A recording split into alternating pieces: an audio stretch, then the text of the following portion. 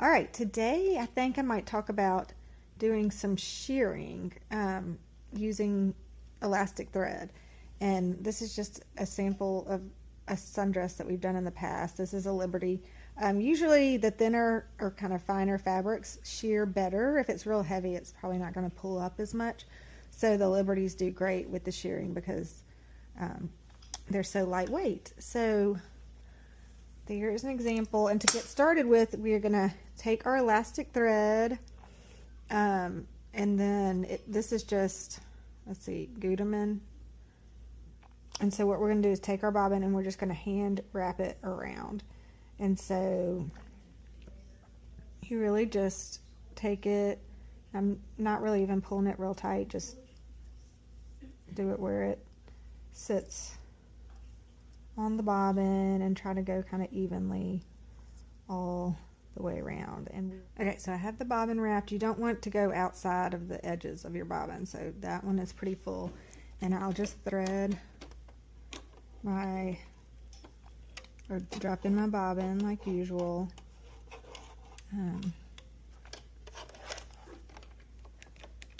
And I will thread my top just like normal as well. This is just regular polyester thread that I have on the top here, and I have this thread that matches my fabric, so it's blue thread because these are going to be like top stitches, so they will definitely show up. So you want your top thread to match your fabric.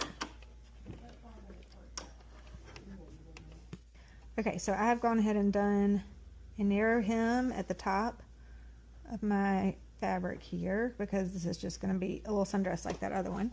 And I'm going to set my machine just to a straight stitch, but I will lengthen my stitch a little bit.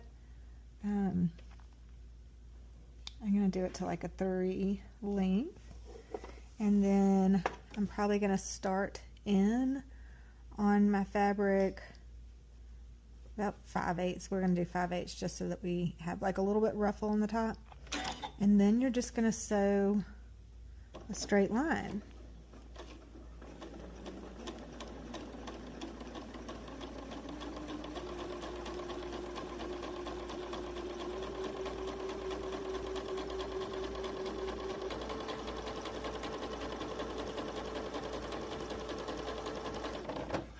If you look back here, you can kind of see that it's starting to kind of gather up, and it will do that. And then once you stitch your whole row, you can take it over to a steam iron, and once you steam it, it will gather up even more.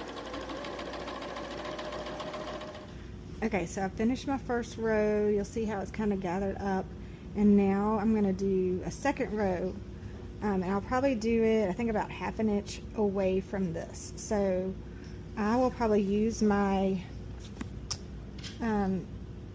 quilting guide bar. This is what the quilting guide bar looks like. I love this thing. I use it for lots of stuff, but it slides right back in to this little hole on your foot shank in the back, and I can put it at whatever distance I want. So I'm just going to put it right here, and then I can use that as my guide to make sure my next row is even distance away from the first one. So you can see if I run that quilting guide bar right along this first row of stitching, I'll be able to keep my next row straight.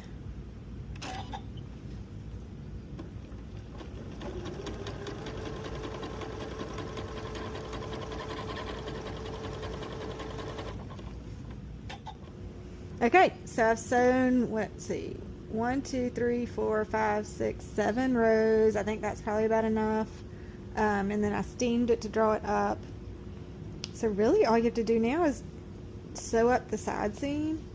I would suggest trying it on the child first just to make sure it's, well, it's drawn up enough, because if not, you could take off some over here. This is just a full length of Liberty, which is 56 inches. So, or 54, sorry. Anyway, sew up the side seam, and then I can cut some straps out of the fabric and sew them on to each side to tie at the top, just so you'll have like the ties like this. And that's all you have to do. Pretty easy and fast.